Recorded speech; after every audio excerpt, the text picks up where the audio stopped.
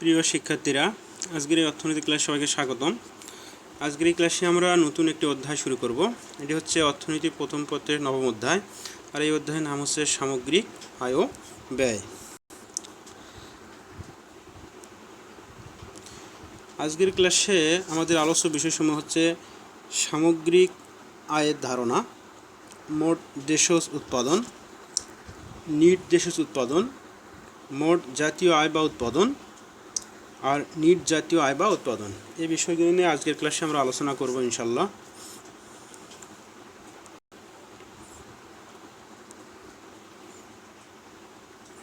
তো প্রথমেই আমরা আলোচনা করব যে সামগ্রিক আয়ের ধারণা, কনসেপ্ট অফ এগ্রিগেট ইনকাম। একটি নির্দিষ্ট সময়ে সাধারণত একটি আর্থিক বছরে একটি দেশে যে পরিমাণ চূড়ান্ত দ্রব্য ও সেবা উৎপন্ন হয় তার বাজার দামের সমষ্টিকে সামগ্রিক আয় বা জাতীয় আয় বলে। অর্থাৎ একটি নির্দিষ্ট সময় সাধারণত একটি আর্থিক বছর, আমরা জানি আমাদের জুলাই থেকে জুন এটি হলো আমাদের আর্থিক বছর। এই একটি আর্থিক বছরে একটি দেশে যে পরিমাণ চূড়ান্ত দ্রব্য বা সেবা উৎপন্ন হয়, অর্থাৎ প্রাথমিক দ্রব্য, মাধ্যমিক দ্রব্য, চূড়ান্ত দ্রব্য, এই তিন ধরনের দ্রব্য আছে আমরা জানি। এইগুলোর মধ্যে শুধুমাত্র চূড়ান্ত দ্রব্য সেবা হিসাবে এখানে করা হবে। অর্থাৎ চূড়ান্ত দ্রব্য সেবা উৎপন্ন হবে যে একটি দেশে একটি নির্দিষ্ট অর্থ বছরে, এই সমগ্র চূড়ান্ত দ্রব্য বা সেবার যে বাজার দাম আছে তার সমষ্টিকে সামগ্রিক আয় বা জাতীয় আয় বলে। তাহলে আমরা বলতে পারি কি যে একটি নির্দিষ্ট সময়ে সাধারণত একটি আর্থিক বছরে বাংলাদেশের আর্থিক বছর হল জুলাই থেকে জুন পর্যন্ত, এই সময় একটি দেশে যে পরিমাণ চূড়ান্ত দ্রব্য সেবা উৎপন্ন হবে তার বাজার দামের সমষ্টি হচ্ছে সামগ্রিক আয় বা জাতীয় আয়।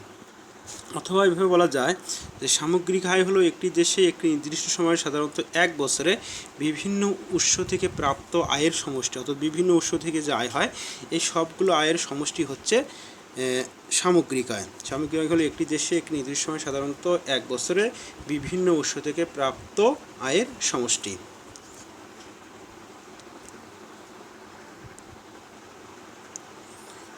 এখন আমরা দেখব যে মোট দেশজ উৎপাদন, গ্রোস ডোমেস্টিক প্রোডাক্ট, যাকে সংক্ষেপে জিডিপি বলা হয়, অর্থাৎ জিডিপির পূর্ণরূপ হচ্ছে গ্রোস ডোমেস্টিক প্রোডাক্ট, যাকে বাংলায় বলা হয় মোট দেশজ উৎপাদন। খুবই গুরুত্বপূর্ণ একটি বিষয় এই অধ্যায়ে। একটি নির্দিষ্ট সময়ে সাধারণত একটি আর্থিক বছরে একটি দেশের অভ্যন্তরে তথা তার ভৌগোলিক সীমানার ভিতর যে পরিমাণ চূড়ান্ত দ্রব্য সেবা উৎপন্ন হয় তার অর্থমূল্যের সমষ্টিকে মোট দেশজ উৎপাদন বলে। অর্থাৎ একটি নির্দিষ্ট দেশের ভৌগোলিক সীমারেখার মধ্যে শুধু এখানে বিবেচনা করতে হবে, ভালোভাবে মনে রাখতে হবে যে একটি দেশের ভৌগোলিক সীমারেখার ভিতর একটি নির্দিষ্ট সময় সাধারণত একটি আর্থিক বছরে একটি দেশের অভ্যন্তরে অর্থাৎ তার ভৌগোলিক সীমারেখার ভিতর যে পরিমাণ চূড়ান্ত দ্রব্য সেবা উৎপন্ন হবে, এখানেও কিন্তু চূড়ান্ত দ্রব্য সেবা হিসেব করতে হবে। অর্থাৎ চূড়ান্ত দ্রব্য সেবা উৎপন্ন হয় তার অর্থমূল্যের সমষ্টিকে বলা হবে মোট দেশের উৎপাদন বা জিডিপি। এই জিডিপি হিসেবের সময় দেশের অভ্যন্তরে দেশি ও বিদেশি নাগরিক কর্তৃক উৎপাদিত সব রকম দ্রব্য সামগ্রীর সেবাকর্মকে ধরা হয়। অর্থাৎ একটি দেশের মধ্যে যারা অবস্থান করবে, যদি আমরা বাংলাদেশের কথা বিবেচনা করি সেক্ষেত্রে বাংলাদেশের মধ্যে বাংলাদেশি নাগরিক এবং বিদেশি যে সকল নাগরিক রয়েছে তাদের সকলকেই এখানে বিবেচনা করতে হবে।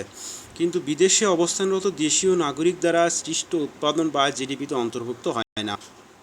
অর্থাৎ বিদেশে অবস্থান করতেছে যে সকল দেশীয় নাগরিক, যদি আমরা বাংলাদেশের কথা বিবেচনা করি, অর্থাৎ বাংলাদেশি যে সকল নাগরিক বাংলাদেশের বাইরে অর্থাৎ বিদেশে অবস্থান করতেছে তাদের আয় কিন্তু এই জিডিপিতে অন্তর্ভুক্ত হবে না।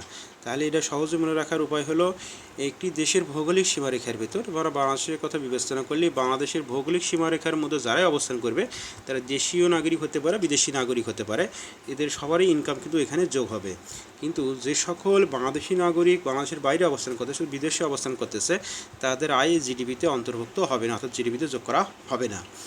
সুতরাং আমরা জিডিপি সূত্রটিকে এভাবে লিখতে পারি যে জিডিপি সমান কোনো নির্দিষ্ট সময়ে দেশে উৎপাদিত দ্রব্য বা সেবার মূল্য যোগ উক্ত দেশে বিদেশিদের অর্জিত আয় মাইনাস দেশীয় নাগরিক কর্তৃক বিদেশ থেকে প্রেরিত অর্থ। অর্থাৎ আমরা একটু আগে বললাম যে দেশের অভ্যন্তরে যারা অবস্থান করবে তাদের আয় এখানে শুধু যুক্ত হবে, অর্থাৎ দেশের মধ্যে যারা সব বিদেশি নাগরিক রয়েছে এবং দেশীয় নাগরিক রয়েছে তাদের সবার ইনকাম এখানে যোগ হবে। কিন্তু শুধুমাত্র যে সকল দেশীয় নাগরিক বিদেশে অবস্থান করতেছে তাদের আয় এখান থেকে বাদ দিতে হবে।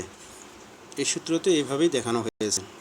এখানে জিডিপি সমান হলো গ্রোস ডোমেস্টিক প্রোডাক্ট। এটা বহু নির্বাচনের জন্য বা বিভিন্ন প্রশ্নের জন্য তোমাদের এটা গুরুত্বপূর্ণ, তোমরা এই পূর্ণরূপটা মনে রাখবে। জিডিপি সমান হলো গ্রোস ডোমেস্টিক প্রোডাক্ট, বাংলায় বলা হয় মোট দেশজ উৎপাদন।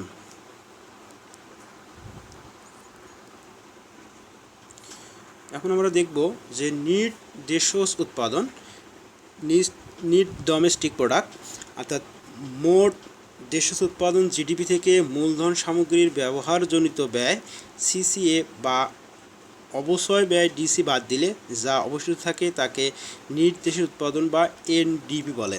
অর্থাৎ নিট ডোমেস্টিক প্রোডাক্ট এর সংক্ষিপ্ত রূপ হচ্ছে এনডিপি। এনডিপি হলো এর পূর্ণরূপ হচ্ছে নিট ডোমেস্টিক প্রোডাক্ট, আর বাংলায় বলা হয় নিট দেশজ উৎপাদন। তাহলে কি এটা খুব সহজে মনে রাখা তোমাদের উপায় হলো মোট দেশের উৎপাদন হচ্ছে জিডিপি আমরা আলোচনা করলাম। এই জিডিপি থেকে মূলধন সামগ্রীর ব্যবহারজনিত ব্যয়, অর্থাৎ মূলধন সামগ্রী ব্যবহারের ফলে এর মূল্য যে পরিমাণ কমে যায় সেটাকে বলা হচ্ছে মূলধন সামগ্রী ব্যবহারজনিত ব্যয়, যেটা সংক্ষিপ্ত রূপ হচ্ছে সিসিএ। দেখো সিসি এর পূর্ণরূপ হচ্ছে ক্যাপিটাল কনজাম্পশন অ্যালাউন্স, যাকে বাংলায় বলা হচ্ছে মূলধন সামগ্রী ব্যবহারজনিত ব্যয় বা অবশ্যই ব্যয়। এটা মূলধন সামগ্রী ব্যবহারের ফলে যে পরিমাণ এটার ক্ষয় হয় সেটাকে বলা হচ্ছে অবশ্যই ব্যয়, যেটাকে সংক্ষেপে বলা হচ্ছে ডিসি, অর্থাৎ ডিপ্রিসিয়েশন কস্ট। এটা বাদ দিলে যা অবশ্যই থাকে তাকে নিট দেশজ উৎপাদন বা এনডিপি বলে। দেখো সূত্রটি তোমরা দেখলে খুব সহজে মনে রাখতে পারবে যে এনডিপি সমান জিডিপি মাইনাস সিসিএ বা ডিসি, যে কোনো একটি এখানে লিখতে হবে। জিডিপি থেকে আমরা সিসিএ বাদ দিলে যা পাবো সেটা হলো এনডিপি, অথবা এনডিপি থেকে যদি ডিসি বাদ দিয়ে যা পাবো সেটা হলো এনডিপি। অর্থাৎ জিডিপি থেকে মূলধন সামগ্রীর ব্যবহারজনিত ব্যয় বা অবশ্যই ব্যয় বাদ দিলে যা থাকে সেটি হলো নিট দেশজ উৎপাদন বা এনডিপি। এখন আমরা একটু পূর্ণরূপগুলো দেখে নেই যে এনডিপির পূর্ণরূপ হচ্ছে নিট ডোমেস্টিক প্রোডাক্ট, সিসি এর পূর্ণরূপ হচ্ছে ক্যাপিটাল কনজাম্পশন অ্যালাউন্স, আর ডিসি এর পূর্ণরূপ হচ্ছে ডিপ্রিসিয়েশন কস্ট। এই পূর্ণরূপগুলো তোমাদের একটু মনে রাখতে হবে, কারণ এগুলো অনেক সময় বহু নির্বাচনী প্রশ্নে এগুলো পাওয়া যায় বা অন্য যে কোনো ক্ষেত্রে তোমাদের কাজে লাগতে পারে, এই জন্য তোমরা পূর্ণরূপগুলো সব ভালোভাবে মনে রাখবে। এখন আমরা আলোচনা করব যে মোট জাতীয় আয় বা উৎপাদন, gross national income public product, সংক্ষেপে আমরা বলতে পারি জিএনআই বা জিএনপি। আচ্ছা, একটি নির্দিষ্ট সময় সাধারণত একটি আর্থিক বছরে একটি দেশের নাগরিকগণ দেশের অভ্যন্তরে ও দেশের বাইরে যে পরিমাণ চূড়ান্ত দ্রব্য সেবা উৎপাদন করে তার অর্থমূল্যের সমষ্টিকে মোট জাতীয় আয় বা উৎপাদন বলে। প্রিয় শিক্ষার্থীরা, এখানে তোমাদের জিডিপির সাথে একটু মিলিয়ে পড়তে হবে। জিডিপির ক্ষেত্রে আমরা দেখলাম যে শুধুমাত্র একটি দেশের ভৌগোলিক সীমারেখার মধ্যে যারা অবস্থান করে তাদের ইনকাম এখানে যোগ করা হয়, কিন্তু দেখো জিএনআই বা জিএনপির ক্ষেত্রে এখানে কিন্তু শুধুমাত্র দেশীয় নাগরিকদের ইনকাম যোগ করা হয়। অর্থাৎ একটি দেশের নাগরিক একটি দেশের ভিতরে অথবা বাইরে যে পরিমাণ চূড়ান্ত দ্রব্য সেবা উৎপন্ন করে তার অর্থমূল্যের সমষ্টিকে বলা হয় জাতীয় আয় বা উৎপাদন, সংক্ষেপে তাকে বলা হয় জিএনআই বা জিএনপি। শুধুমাত্র এখানে দেশীয় নাগরিককে বিবেচনা করা হয়। অন্যভাবে বলা যায় দেশে ও বিদেশে অবস্থানরত দেশের নাগরিকগণ উৎপাদন কাজের সাথে জড়িত হয়ে যে পরিমাণ চূড়ান্ত দ্রব্য সামগ্রী ও সেবাকর্ম উৎপাদন করে তার চলতি বাজার মূল্যের সমষ্টিই হলো মোট জাতীয় আয় বা উৎপাদন।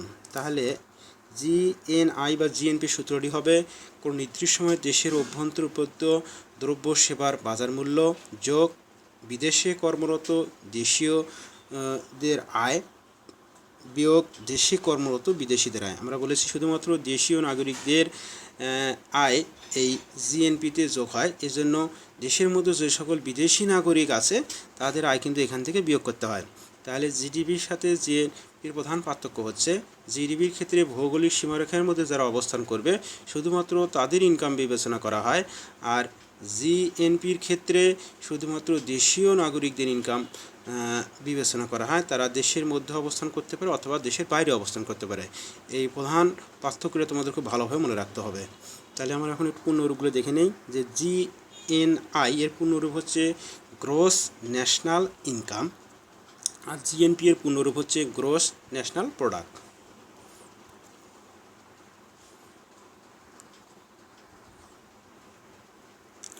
এখন আমরা আলোচনা করব যে নিট জাতীয় আয় বা উৎপাদন, net national income or product, যাকে সংক্ষেপে বলা হয় এনএনআই বা এনএনপি। মোট জাতীয় আয় জিএনআই বা মোট জাতীয় উৎপাদন জিএনপি থেকে মূলধন সামগ্রীর ব্যবহারজনিত ব্যয় সিসিএ বা অবশ্যই ব্যয় ডিসি বাদ দিলে যে অবশিষ্ট থাকে তাকে নিট জাতীয় আয় এনএনআই বা নিট জাতীয় উৎপাদন এনএনপি বলে। অর্থাৎ এনডিপিতে আমরা যেভাবে জিডিপি থেকে সিসিএ বা ডিসি বাদ দিয়ে যেরকম আমরা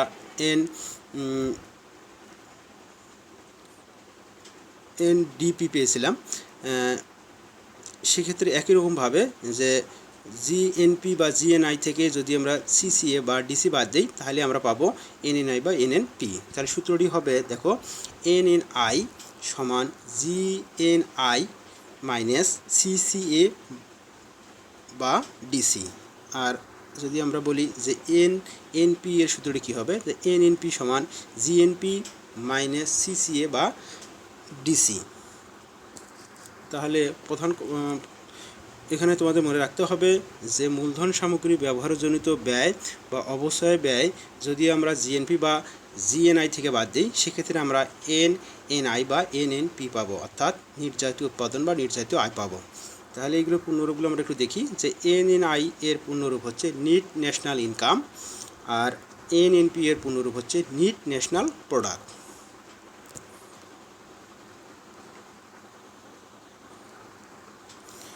প্রিয় শিক্ষার্থীরা, এখন পর্যন্ত আমরা যে বিষয়গুলো আলোচনা করলাম অর্থাৎ জিডিপি আর জিএনপি এই সম্পর্কিত আমরা এখন একটু উদাহরণ দেখব। পরীক্ষায় কী রকম প্রশ্ন আসতে পারে এখান থেকে এই উদাহরণটি দেখলে তোমাদের ধারণা স্পষ্ট হবে। দেখো একটু উদাহরণ দেখানো হয়েছে এখানে।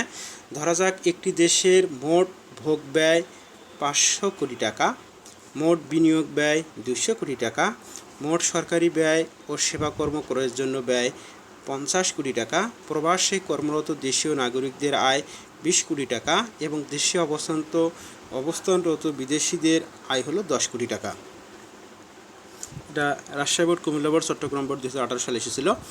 আচ্ছা, এখান থেকে প্রশ্ন করা হয়েছে যে গ নম্বরে যে উদ্দীপকের আলোকে মোট দেশের উৎপাদন জিডিপি ও মোট জাতীয় উৎপাদন জিএনপি বের করো। অর্থাৎ এখান থেকে আমাদের জিডিপি আর জিএনপি নির্ণয় করতে হবে।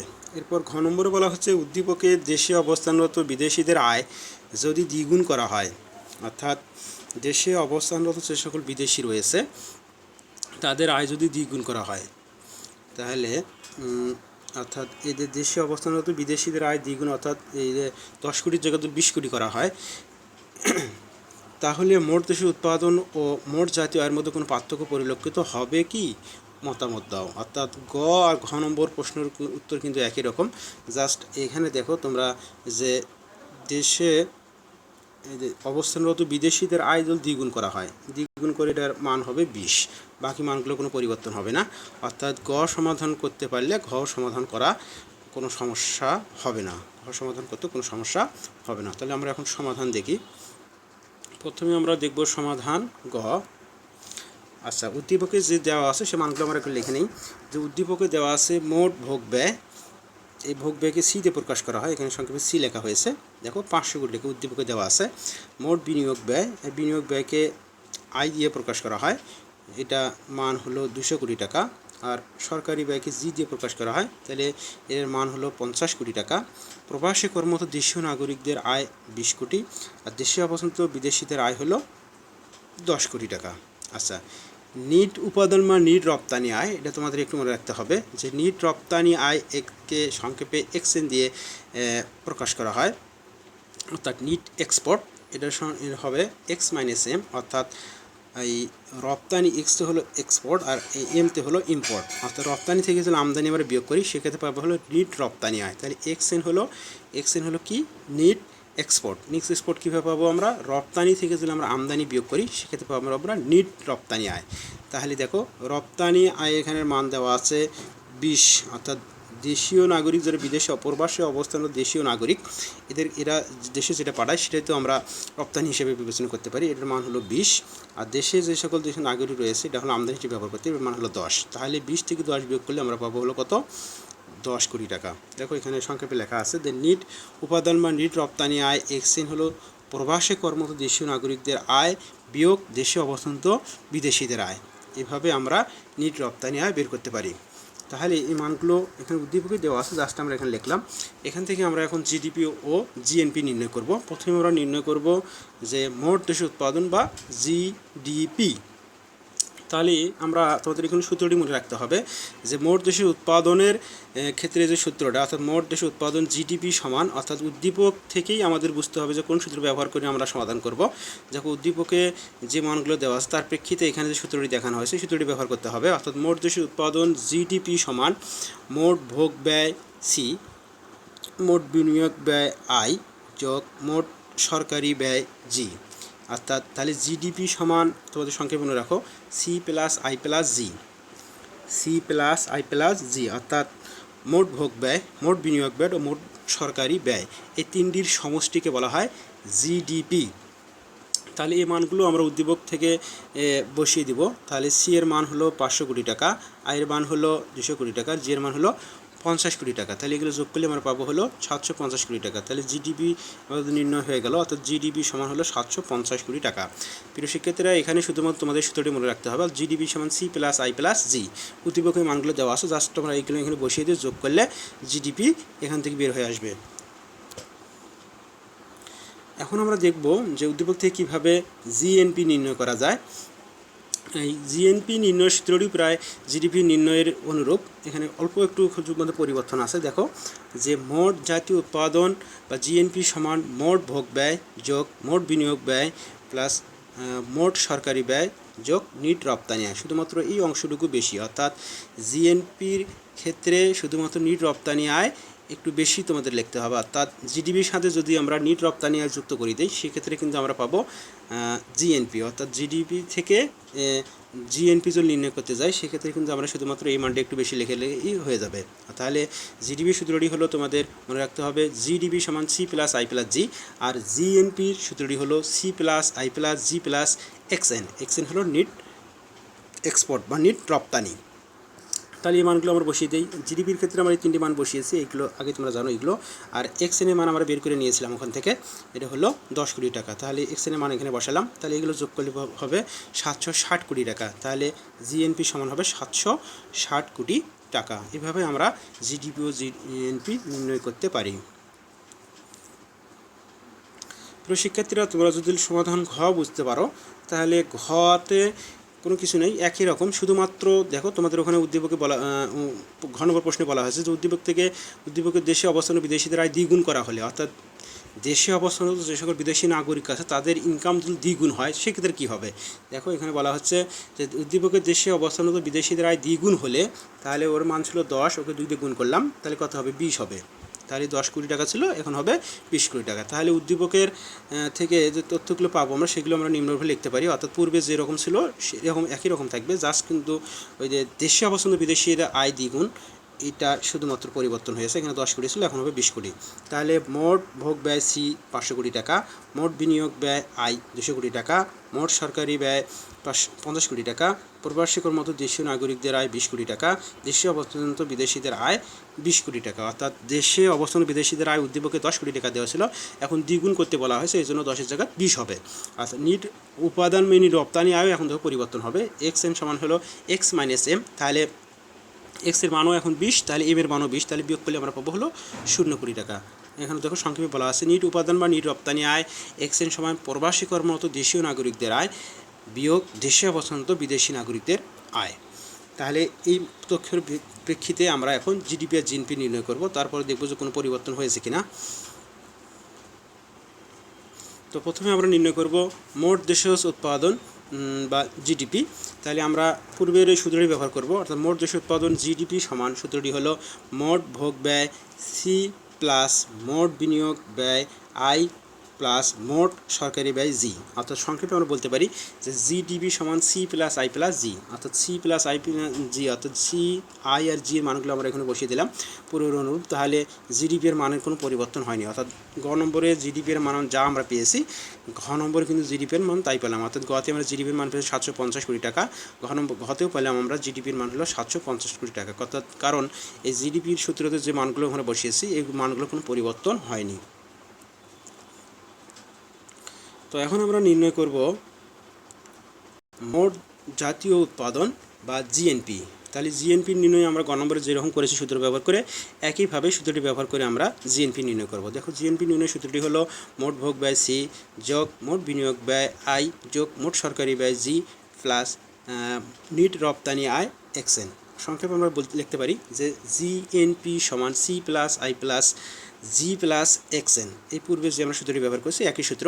এই সূত্রের মানগুলো আমরা বসিয়ে দিই। সির মান 500 কোটি টাকা, আয়ের মান হলো 200 কোটি টাকা, জি এর মান হলো 50 কোটি টাকা, এক্সএনের মান কিন্তু গ নম্বরে ছিল আমাদের 10 কোটি টাকা। কিন্তু এখন আমরা মান যেটা বের করলাম তাহলে হলো 0 কোটি টাকার 0 বসিয়ে দিলাম। তাহলে এখানে মান কত হবে, যোগ করলে সবগুলো 750 কোটি টাকা, অর্থাৎ জিএনপি সমান হলো 750 কোটি টাকা। তাহলে এখন আমাদের বলতে হবে যে কোনো পার্থক্য পরিলক্ষিত হয়েছে কিনা। দেখো যে উদ্দীপকের দেশে অবস্থানরত বিদেশিদের আয় দ্বিগুণ হলে জিডিপি আর জিএনপি সমান হয়, অর্থাৎ জিডিপির মান পেলাম আমরা 750 কোটি টাকা এবং জিএনপি এর মানও পেলাম আমরা 750 কোটি টাকা। তাহলে আমরা বলতে পারি জিডিপি সমান জিএনপি হয়, অর্থাৎ উদ্দীপকের দেশে অবস্থানরত বিদেশিদের আয় দ্বিগুণ করা হলে জিডিপি আর জিএনপি সমান হয়। তাই পরিশেষে বলা যায় উদ্দীপকের দেশে অবস্থানরত বিদেশিদের আয় দ্বিগুণ করা হলে মোট দেশের উৎপাদন ও মোট জাতীয় আয়ের মধ্যে কোনো পার্থক্য পরিলক্ষিত হবে না। আমাদের বলা হয়েছিল যে কোনো পার্থক্য পরিলক্ষিত হবে কি না, যদি দেশে অবস্থানরত বিদেশিদের আয় দ্বিগুণ করা হয় তাহলে জিডিপি আর জিএনপির কোনো পার্থক্য পরিলক্ষিত হবে না, কারণ জিডিপি আর জিএনপি এর মান একই হবে। প্রিয় শিক্ষার্থীরা, তোমরা তাহলে এভাবেই তোমরা পরীক্ষায় সমাধান করবে। প্রিয় শিক্ষার্থীরা, তাহলে আজকের ক্লাসে আমরা যে বিষয়গুলো শিখলাম সংক্ষেপে একটু দেখে নিই। যে সামগ্রিক আয়ের ধারণা, এটা সম্পর্কে আমরা ধারণা লাভ করলাম। এরপর আমরা বললাম মোট দেশের উৎপাদন, যাকে সংক্ষেপে বলা হচ্ছে জিডিপি অর্থাৎ গ্রোস ডোমেস্টিক প্রোডাক্ট। এরপর আমরা দেখলাম হলো নিট দেশের উৎপাদন অর্থাৎ নিট ডোমেস্টিক প্রোডাক্ট, যে সংক্ষেপে বলা হচ্ছে এনডিপি। আর এরপর আমরা শিখলাম যে মোট জাতীয় আয় বা উৎপাদন, যাকে সংক্ষেপে বলা হচ্ছে জিএনআই বা জিএনপি। এরপর আমরা শিখলাম যে নিট জাতীয় আয় বা উৎপাদন এনএনআই বা এনএনপি। এই বিষয়গুলো সম্পর্কে আমরা আজকের ক্লাসে ধারণা লাভ করলাম। প্রিয় শিক্ষার্থীরা, আগামী ক্লাসে আমরা যে বিষয়গুলো আলোচনা করব সেগুলো একটু দেখে নিই। এগুলো আগামী বিষয়ে আমরা আলোচনা করব জিডিপি ও জিএনপির মধ্যে পার্থক্য। জিডিপি আর জিএনপি সম্পর্কে ধারণা লাভ করলাম, এগুলোর পার্থক্য নিয়ে আমরা আলোচনা করব। এরপর আমরা পার্থক্য আলোচনা করব জিডিপি ও এনডিপি এর মধ্যে পার্থক্য। এরপর আমরা আলোচনা করব জিএনপি ও এনএনপি এর মধ্যে পার্থক্য। এরপর আমরা আলোচনা করব যে ব্যক্তিগত আয়ের ধারণা ও ব্যয়যোগ্য আয়ের ধারণা। এই বিষয়গুলো নিয়ে আগামী ক্লাসে আলোচনা করা হবে ইনশাআল্লাহ। প্রিয় শিক্ষার্থীরা, তাহলে আজকে এই পর্যন্তই, দেখা হবে ইনশাআল্লাহ আগামী ক্লাসে।